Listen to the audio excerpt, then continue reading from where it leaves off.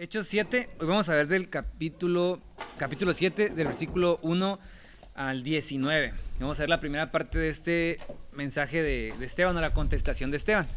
De modo que el título del sermón es Dios es más que un templo, porque vamos a ver que ese es el argumento que Esteban en esta primera parte va a tratar de presentar.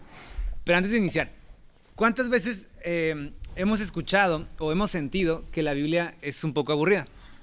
Yo creo que todos hemos estado en esa situación donde ciertos libros en particular de la Biblia tienden a ser un poquito aburridos o sentimos que son irrelevantes. No sé, por ejemplo, lees Génesis y dices tú, ok, pues una historia padre y cuenta muchas cosas interesantes, pero ¿qué relación o fin tiene con el Evangelio? O a veces, por ejemplo, podemos leer la historia del pueblo de Israel y decir, qué padre, todo muy bien, los reyes, que era bueno, era malo, los profetas, pero ¿qué relación tiene con el Evangelio, ¿no? O sea, hay personas que de hecho creen que la Biblia es solo el Nuevo Testamento y piensan que el Antiguo Testamento es simplemente un montón de historias que están ahí por algún motivo, como para sacarles aplicaciones espirituales a tu vida práctica, pero no más allá de eso. Y yo creo que mucho de eso en ocasiones es culpa de los predicadores y a veces nosotros que no leemos lo suficiente, ¿no? Y digo eso porque en ocasiones no se nos enseña y no nos damos cuenta al leer que hay una conexión realmente entre cada historia con el Evangelio. De hecho, cada historia da como contexto al Evangelio. Cada episodio, cada acontecimiento, cada personaje de la Biblia va sentando un precedente para que cuando llegue Jesús se entienda mucho mejor su misión, su mensaje y su obra para nosotros. Y Esteban hoy va a hacer un poquito de eso con nosotros, nos va a llevar como un recorrido histórico y no sin motivo, o sea, no es como que Esteban lo haga nada más porque se le ocurrió decir eso, hay un porqué. Vamos a ver un poco del porqué, no tanto, pero sí una pasadita breve sobre ese panorama de cómo esas historias tienen relevancia para nuestra actualidad como cristianos del Nuevo Testamento, por decirlo de una manera. Ahora, otra cosa que yo me percato mucho al leer las historias bíblicas, o al hablar o escuchar predicaciones sobre las historias bíblicas, y creo que es un error también que a veces podemos cometer, es pensar que los apóstoles y todos los cristianos eran personas ignorantes. Yo sé que se escucha, ¿no? Por ejemplo, los apóstoles eran pescadores, eran agricultores, eran gente común. Y a veces en la iglesia de Hechos podemos leer y decir, pues toda la gente del libro de Hechos era también así como un poquito ignorante, no sabían mucho. Ahora, es cierto, muchos personajes regularmente enemigos del Evangelio sí veían a los cristianos como ignorantes, pero era una manera de tacharlos como ignorantes, no era que fueran ignorantes. Y Esteban va a presentarnos todo lo contrario a esa realidad. Como recordarán en el sermón pasado, yo les había dicho cómo Jesús en algún momento les enseñó a sus apóstoles que cuando fueran entregados o fueran perseguidos, que no se preocuparan por qué cosas tenían que hablar, porque en ese mismo momento Dios les daría a través de su espíritu las palabras o la dirección de lo que tenían que hablar. Y nosotros al leer ese versículo podemos pensar que significa algo como que no vas a saber ni qué decir y de la nada van a venir un montón de palabras y argumentos a tu mente y tú vas a ser como una grabadora que repite lo que escuchas en el silencio de tu mente. Y no funciona así, al contrario, o sea, el Espíritu Santo utiliza tu conocimiento, utiliza tu preparación, utiliza tu manera de estar estudiando la Biblia para saber qué palabras exactamente decir. Y Esteban, por lo que veremos hoy, era un hombre bastante preparado para saber contestar, saber qué decir. Ahora, su contestación no se basó en su conocimiento, sino en Dios que lo iba guiando conforme a ese conocimiento. Lo que quiero resaltar aquí es de que Dios va a usar más nuestra vida entre más nosotros nos preocupemos por llenarnos de su palabra, ¿sí? O sea, Dios va a darte las palabras más adecuadas para contestar en el momento de que no sabes qué decir, entre más tú y yo busquemos estar llenos de su palabra, llenos de su presencia, y entonces las palabras adecuadas vendrán. No al revés, ¿verdad? No se trata de que si solo oras y nunca estudiamos o nunca nos preparamos, las palabras van a venir caídas del cielo. De modo que Esteban, teniendo esto en mente, vamos a leer lo que él contesta. Como ustedes recordarán, la semana pasada nos quedamos en los zapatos de Esteban.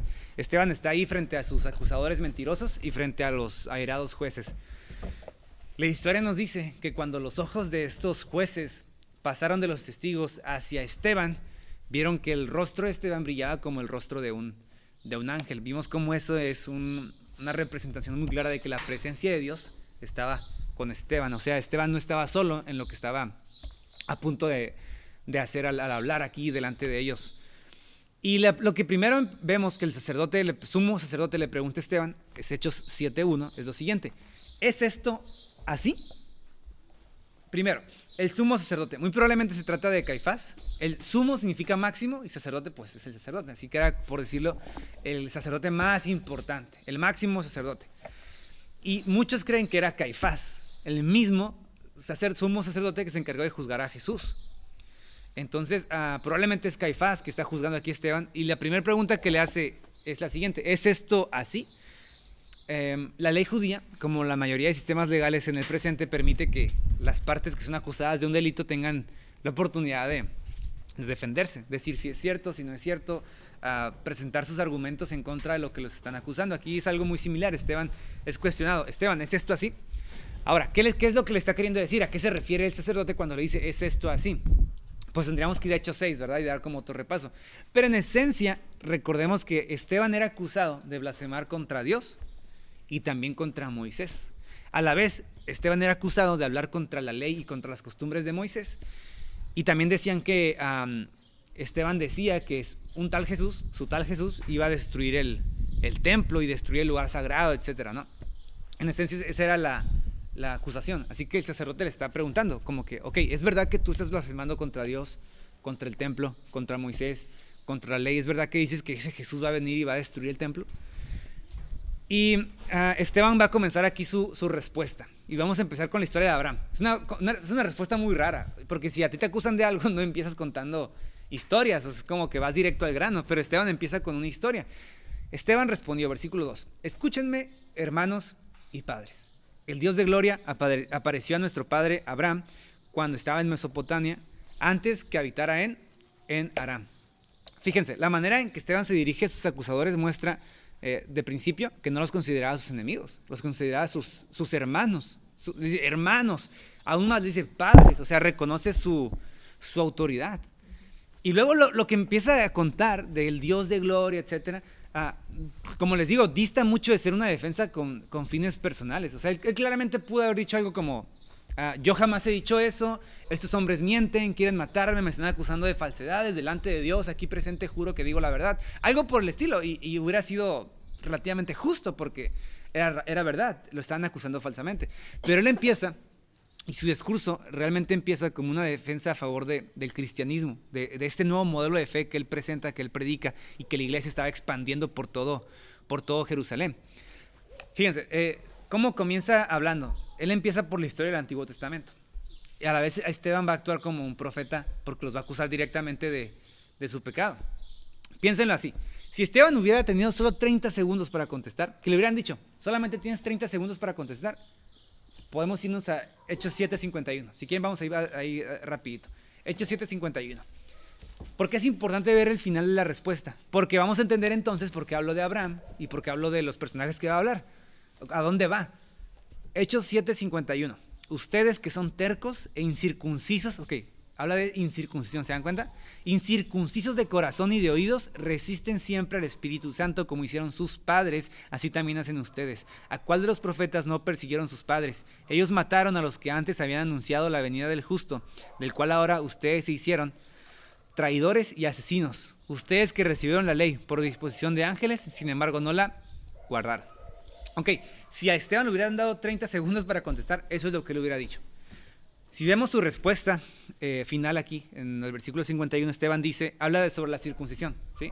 Y luego habla de cómo los judíos eran incircuncisos de corazón y de oídos. Y aún más, dice que ellos persiguieron a sus padres, o sea, a sus propios profetas, a sus propios líderes, ellos los persiguieron. Y eso es lo que vamos a ver hoy, cómo esa verdad es una realidad para el pueblo de Israel y cómo Esteban quiere sacar de ahí una aplicación. Les va a demostrar con hechos que ellos constantemente se han dedicado a resistir al Espíritu Santo, al igual que sus padres, y que aún sabiendo desde hace mucho tiempo que el Mesías vendría, cuando vino, ¿qué hicieron? Lo rechazaron. Así que comienza diciendo: hermanos y padres, el Dios de gloria. Recordemos, a Esteban lo acusaban de hablar en contra de Dios, pero Esteban aquí está diciendo puntualmente: no, yo creo en el Dios de gloria. ¿Por qué en el Dios de gloria? La palabra gloria significa resplandor. Si han escuchado, no es muy común, pero a veces se dice: fue un glorioso partido, o fue una gloriosa entrada. Lo que trata de reflejar esa palabra es que fue algo espectacular, muy visible, que hubo mucha luz, hubo mucha ilusión de por medio cuando lo observabas. Cuando Esteban dice que Dios es el Dios de gloria, se refiere al resplandor que emana de él. Y esto en función de sus atributos. Por ejemplo, todos sabemos que Dios es santo, que Dios es justo, que Él es amoroso, misericordioso, que Él es paciente. La gloria de Dios, por decirlo de una manera práctica, es el reflejo de todos esos atributos juntos en su persona. Y lo que sale de Él, lo que emana de Él, se le conoce como su gloria. Entonces, cuando la Biblia nos habla del Dios de gloria, aquí en particular, cuando dice Dios de gloria, Esteban está diciendo el Dios completo. O sea, el Dios de todo el Antiguo Testamento que conocemos como justo, misericordioso, amoroso, el Dios pleno, el Dios completo. Y ese Dios completo, dice el versículo 2, se apareció ¿a quién? A Abraham, cuando aún estaba en Mesopotamia, antes que habitara en Harán. Fíjense, la frase sutilmente nos enseña una verdad, que aquí los judíos estaban no considerando, y es la siguiente: Dios no está sujeto a un lugar geográfico como Israel. Dios de gloria podía ser Dios de gloria en Israel, pero también podía ser Dios de gloria ¿en dónde? En Mesopotamia, cuando llamó a Abraham. O sea, Dios no estaba limitado a un lugar geográfico. Él no estaba limitado ni siquiera a una sola raza. O sea, Abraham ni siquiera era judío, por decirlo de una manera, ¿sí? Abraham era un árabe como todos los demás de la península, de la luna fértil en Oriente. Abraham era una persona de Mesopotamia, no era un judío, ni siquiera está en Israel. Y a pesar de todo eso, esas limitantes, podríamos decir, el Dios de gloria se le manifestó. Y Dios lo llamó. Versículo 3, dice que le dijo: sal de tu tierra y de tu familia y ve a la tierra que yo te mostraré. Si ustedes van al texto de Génesis, y es importante dar esta aclaración, se van a dar cuenta que hay varios pasajes que no están... Esteban no los cita exactamente como son. ¿Por qué? Pues está citando de memoria. Recordemos también, los judíos tenían la costumbre de leer o mencionar una frase muy conocida de un pasaje, y entonces se hace referencia a todo el pasaje, ¿sí?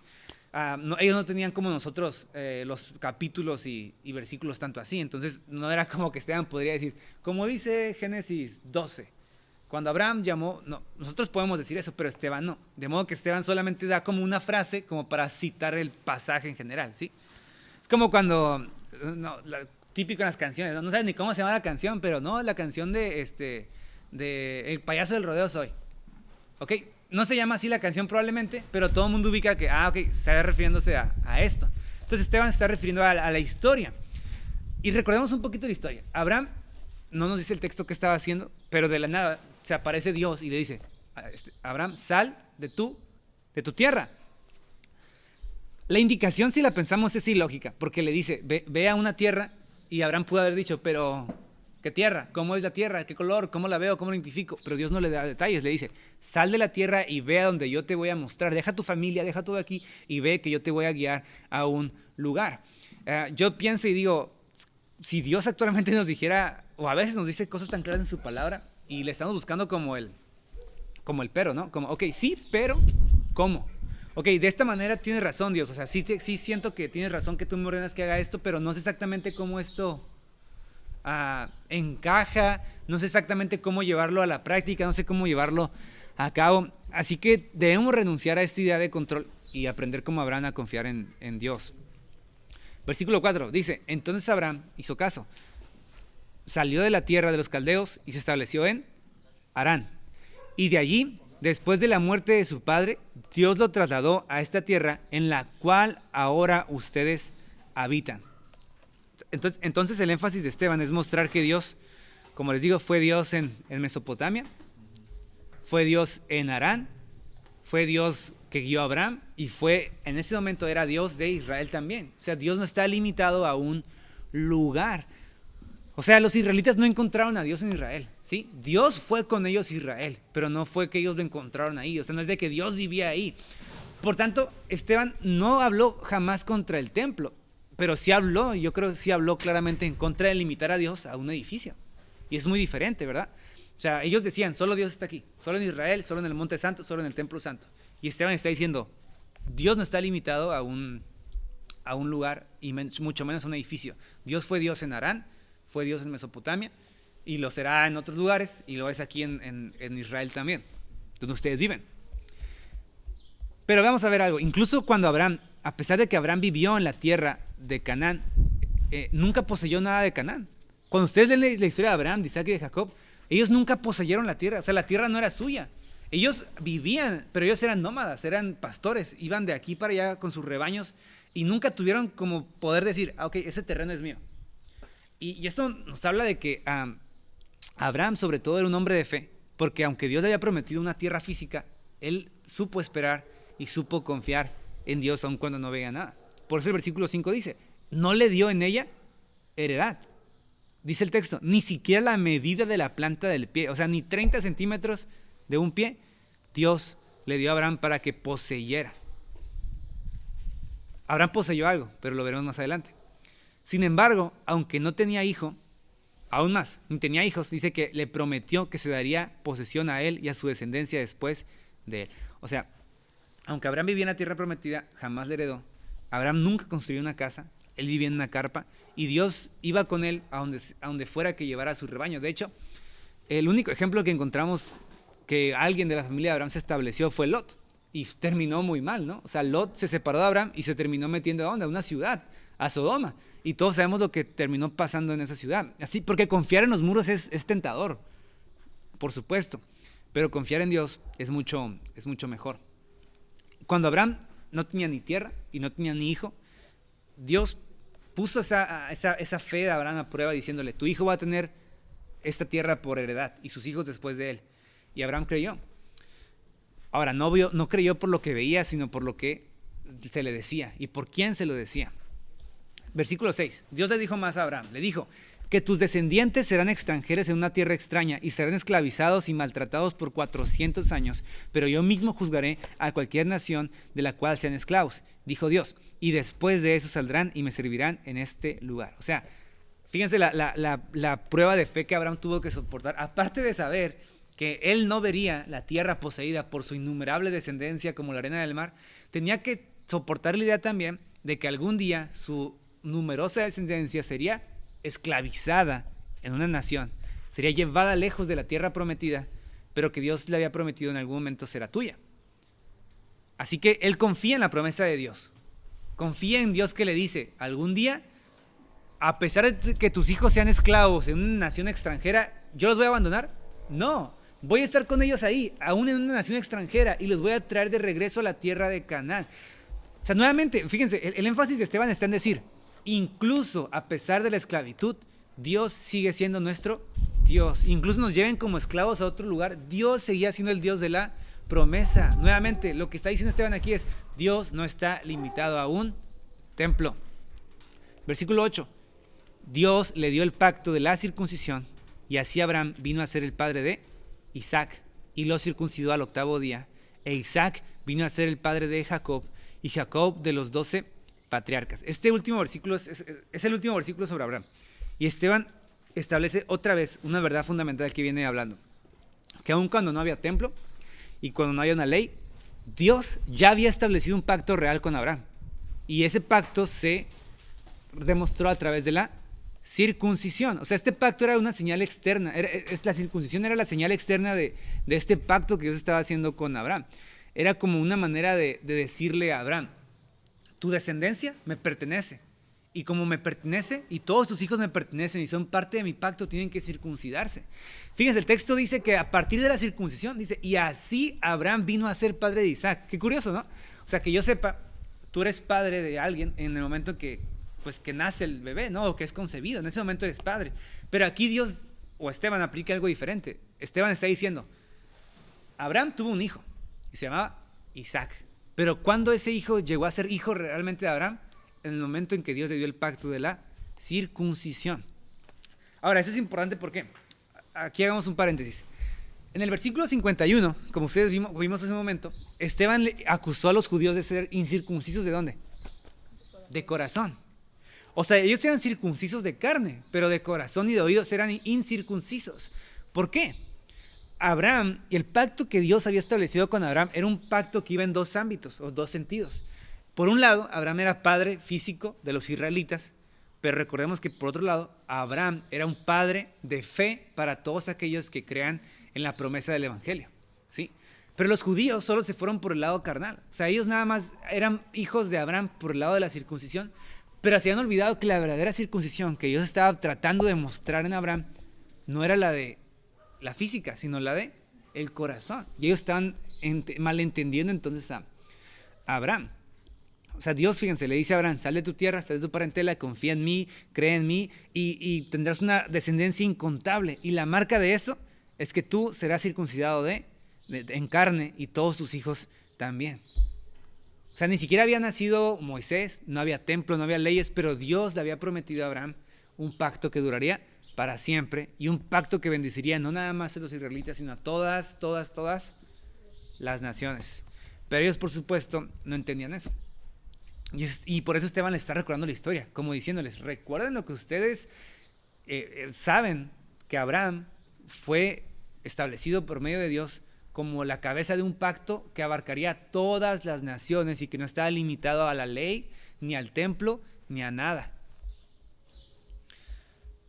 Y así vamos a ir al versículo número 9, porque ahora vamos a empezar a hablar ya no de Abraham, sino que ahora la historia se va a brincar a Isaac, se va a brincar a Jacob y va a llegar hasta José, para demostrar nuevamente que Dios no está limitado a una tierra física. Versículo 9.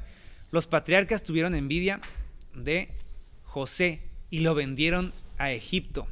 Lo vendieron como esclavo. Pero Dios estaba con él. Recordemos, ¿quiénes eran los patriarcas? Pues los hijos de Jacob, ¿no? Y hermanos de José. O sea, estamos hablando de que Abraham tuvo un hijo que se llamaba Isaac. E Isaac tuvo dos hijos, pero el preeminente fue Jacob. Y de Jacob nacieron los patriarcas, las 12 tribus de Israel que conocemos. Y José era uno de esos hijos de Jacob. O sea que José era bisnieto de Abraham. Y fíjense lo que pasó.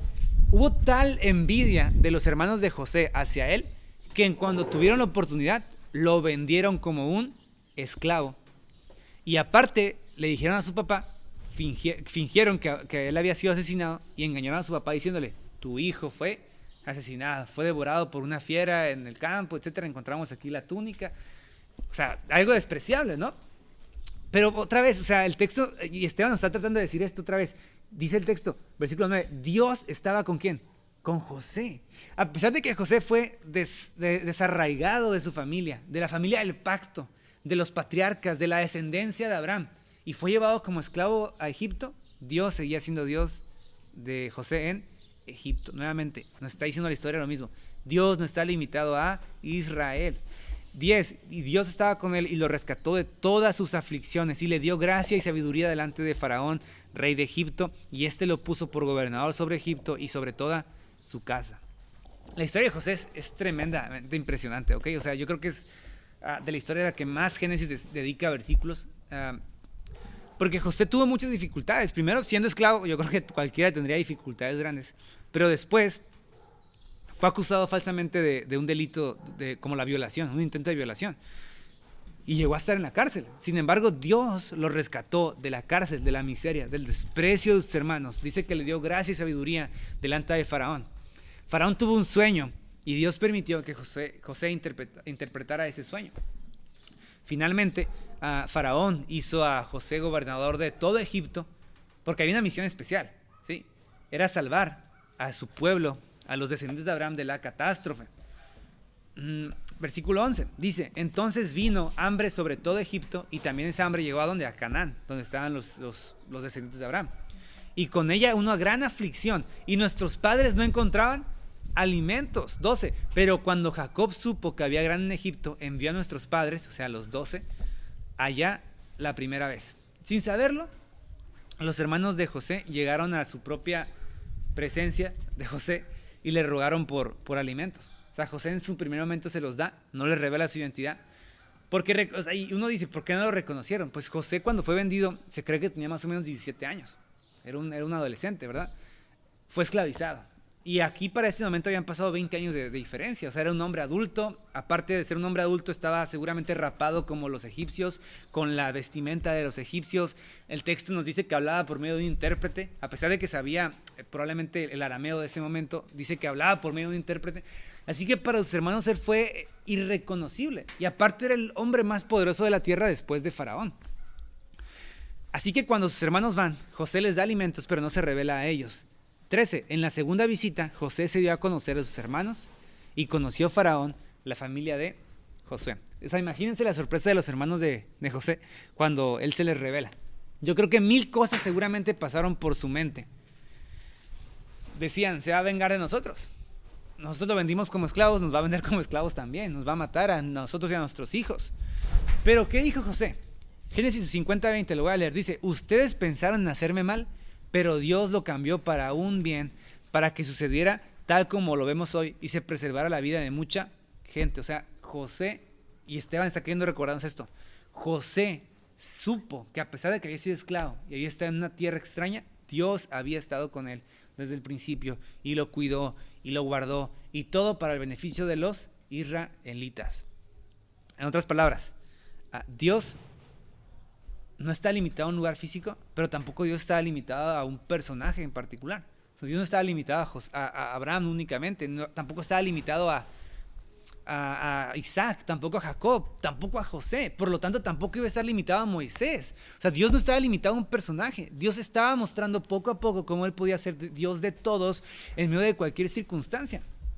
¿Y hasta qué punto llegó la prueba de la fe? Fíjense, versículo 15, Jacob descendió a Egipto y allí murió y también nuestros padres, y de allí fueron trasladados a Siquem y puestos en el sepulcro que por una suma de dinero había comprado Abraham a los hijos de Amor en Siquem. O sea, más historia, ¿verdad? Eso lo pueden leer en Génesis con más calma. Pero el enfoque es el siguiente. Lo único que Abraham, Isaac, Jacob y los patriarcas poseyeron en la tierra prometida, ¿qué fue? Según este texto, su tumba. Nada más. O sea, ellos no vieron la promesa cumplida. Ellos no vieron la tierra poseída. Lo único que ellos poseyeron en la tierra donde Dios les había prometido pertenencia fue su tumba. Y cuando lo pensaba, es muy cierto, ¿verdad? Incluso si no llegas a tener un terreno, una casa en esta tierra, vas a tener en algún momento una tierra que te va a pertenecer por muchos, muchos, muchos años. Y es el pedazo de tu cementerio. Y es lo que poseyeron los patriarcas. Y ahí en Egipto, ¿qué pasó? Se murió José, se murió Jacob, se murieron los patriarcas. La pregunta es, ¿se acabó el pacto porque se murieron ellos? Pues no, es lo que el texto nos está tratando de decir. A pesar de que todos los patriarcas se murieron, el pacto de que Dios había hecho no se acabó. O sea, entienden a Esteban, le está diciendo, si incluso el templo fuera destruido, si incluso todos nosotros fuéramos muertos, Dios no rompería su pacto porque Dios sigue siendo fiel. Y les está mostrando esa historia, que en medio de la tragedia, en medio del dolor, en medio de los viajes, en medio de la esclavitud, Dios sigue siendo Dios. Más aún, fíjense, Esteban dice que algunos de los patriarcas fueron enterrados en Siquem. Y ustedes dirán, pues sí, que bueno, eso que no, está dentro de Canaán. Pero Siquem, en el tiempo donde Esteban está predicando este mensaje, estaba en la tierra de Samaria. Y recordemos que los judíos eran muy celosos. Ellos decían, no, solo Jerusalén, solo Israel. El templo solo está aquí en Dios, aquí con Dios en Jerusalén. Pero Esteban le está diciendo, hasta ustedes mismos, sus propios patriarcas, están enterrados allá en Samaria, donde ustedes dicen que Dios no se debe adorar a Dios. Nuevamente, Dios no estaba limitado ni a Samaria ni a Jerusalén. Jesús enseñó eso claramente con la mujer samaritana en Juan 4. Ustedes adoran lo que no saben, nosotros lo que sabemos, pero a Dios no se le adora ni aquí en Samaria ni allá en Jerusalén. A Dios se le adora en espíritu y en verdad. O sea, la adoración a Dios es sobre todo una adoración espiritual en el corazón. Y eso es lo que Esteban está queriendo hacer énfasis mucho. Versículo 17 dice, a medida que se acercaba el tiempo de la promesa que Dios había confirmado a Abraham, el pueblo crecía y se multiplicaba en Egipto. La promesa continuó, versículo 18, hasta que surgió otro rey en Egipto que no sabía nada de José. Y este rey, obrando con astucia contra nuestro pueblo, maltrató a nuestros padres a fin de que expusieran a la muerte a sus niños para que no vivieran. La descendencia de Abraham fue esclavizada y se multiplicó a tal grado que el rey de Egipto los tuvo que limitar. ¿Cómo? Los esclavizó. Y en segundo lugar, ordenó el asesinato compulsivo de los niños. O sea, y eso es una técnica bastante cruel, pero efectiva para reducir la población de de un grupo étnico. Y en este caso ellos lo hicieron. Y esto es terrible porque imagínense, o sea, se supone que los hijos de la promesa son los herederos de la misma. Y que estén matando a tus hijos era como, en otras palabras, decir, este rey egipcio quiere extinguir quiere extinguir la promesa. Pero por supuesto, Dios no dejaría que eso pasara. La siguiente semana vamos a ver cómo esa historia, cómo ese plan redentor de Dios no se acabó con la esclavitud, sino que fue avanzando y avanzando y cada vez desenvolviéndose de una manera más grande. Esteban ha comenzado su discurso y brevemente nos ha llevado de Abraham a José y nos va a llevar posteriormente a Moisés y cómo esa historia va cobrando sentido. Pero para terminar, yo quiero hablar puntualmente de cómo esa historia tiene que ver con Jesús, ¿sí? Recordemos primero que la promesa hecha a Abraham fue la promesa de que él tendría una descendencia innumerable como la arena del mar, que poseería la tierra de Canaán, pero que después sería de bendición para todas las naciones. Los israelitas entendieron equivocadamente esa promesa. Ellos pensaron que lo que significaba esa promesa en su cumplimiento final era que ellos poseerían la tierra, pero que después ellos seguirían conquistando y conquistando y conquistando y conquistando todo el mundo hasta que todo el mundo fuera israelita y entonces todo el mundo fuera posesión de Dios. En otras palabras, ellos habían entendido que la promesa de bendecir a todas las naciones no era por medio de la paz, sino por medio de, podríamos decir, por medio de la conquista, ¿no? Era como decir, te voy a bendecir conquistándote, ¿no? Para que tú vivas como yo vivo y compartas mi bendición. Pero la promesa, por supuesto, de Dios era únicamente se podía cumplir a través de Jesús, porque Dios no quiere a nadie a la fuerza, ¿estamos de acuerdo? O sea, Dios quiere que un corazón sincero se rinda a Él. Y ese es el problema con los israelitas, que ellos ponían exterior, leyes, reglas, etcétera, un montón de tradiciones con tal de exteriormente mostrar que ellos eran parte del pueblo de Dios. Pero Jesús les dijo, ustedes son sepulcros blanqueados. En otras palabras, por dentro están llenos de algo muerto y solo por fuera están bonitos. Pero hay una hipocresía ahí de por medio. Abraham nuevamente fue un peregrino, vino de aquí para allá, pero eso nos estaba mostrando que ese era el plan de Dios desde el principio. Si leen Hebreos 11, se darán cuenta que Abraham no se decepcionó. No fue como que Abraham dijo, no, te pasaste, Dios, no, o sea, me prometiste algo que no cumpliste, yo aquí estoy dando vueltas y vueltas y vueltas y nada más no veo la tierra de Canaán como mía. Pero Hebreos 11 nos dice que ellos sabían que su ciudadanía era celestial. O sea, en el fondo ellos sabían que la tierra prometida era más que la tierra que veían. La tierra prometida era una tierra futura, una tierra donde Dios habitaría, una tierra donde Dios reinaría finalmente. Y por supuesto ellos entendían que eso no tendría un cumplimiento aquí. Así que ellos no se veían a sí mismos como mal. No, Abraham no se veía mal como un peregrino. Y los cristianos no deberíamos vernos mal como peregrinos. ¿Qué significa ser un peregrino? Podríamos amasar una fortuna, ¿estamos de acuerdo? Hacer muchas cosas para tratar de ser lo más ricos posibles o tratar de hacer la iglesia o esta iglesia lo más grande y poderosa posible. Pero Dios nos manda una misión de peregrinos, de ir, caminar, ir por todo el mundo, predicar el evangelio. En el momento en el que sintamos cómodos, plantar otra iglesia, seguir avanzando, entender que este reino no es de este mundo, que sí, dividirnos en dos iglesias, digo dividirnos, más bien multiplicarnos en dos iglesias, puede parecer como que pierdes, pero a los ojos de Dios estamos ganando. José fue rechazado, al igual que Jesús fue rechazado, pero finalmente Jesús fue hecho el gobernador, al igual que José. De modo que toda esa historia nos va mostrando cómo el plan de Dios se va revelando poco a poco, cada vez más y cada vez más imponentemente. No seamos como los judíos. Esteban los acusó de ser incircuncisos de corazón. ¿Por qué? Porque malentendieron las promesas. Y yo les ruego que no malentendamos nosotros las promesas. Cuando la Biblia nos habla de felicidad, de éxito, de gloria, se refiere a una felicidad, éxito y gloria según los términos de Dios, no según los nuestros. Sí, porque podemos engañarnos y por lo tanto seremos infelices pensando que Dios nos promete una herencia eterna, ¿no? Decimos, no, pues Dios significa eso, que voy a ser rico aquí en la tierra, que jamás me voy a enfermar. Pero eso no pasó. El pueblo de Israel fue esclavizado. Eso implica que nosotros en algún momento podríamos ser incluso esclavizados. Pero eso no quita que Dios no esté cumpliendo su promesa y de que no seamos nosotros sus hijos de la promesa, expandiendo esa promesa más allá de nuestros límites. Y confiamos eso junto con Esteban. Así que eso ha sido todo. La semana que viene vamos a seguir con el mensaje de Esteban y va a tomar un poquito más de fuerza en su conclusión.